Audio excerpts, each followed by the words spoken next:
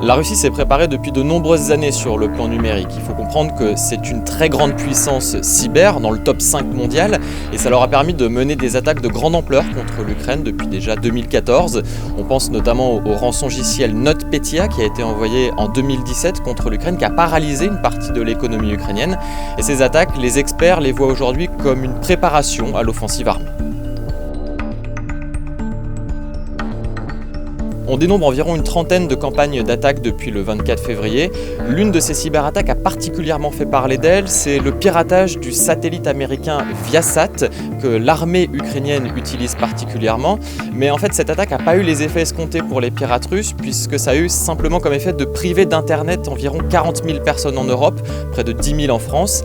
Et cela a eu aussi comme effet de faire tomber en panne 6 000 éoliennes en Allemagne. Ce n'était pas vraiment l'effet recherché par les pirates russes. Alors Conti, c'est l'un des plus gros groupes de cybercriminels au monde et c'est un groupe qui a pris position au début de l'invasion russe pour Vladimir Poutine, pour la Russie.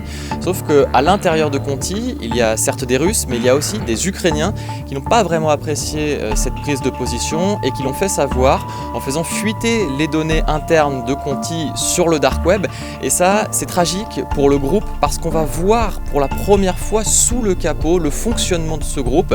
Et qu'est-ce qu'on découvre ? On découvre notamment des liens directs avérés entre les services secrets russes, le FSB, et ce groupe de cybercriminels. Ce qu'il faut comprendre, c'est que les Ukrainiens ont été aidés en amont du conflit par les États-Unis. Le renseignement américain, notamment, les a prévenus de certaines cyberattaques en préparation et c'est ce qui leur a permis de se défendre.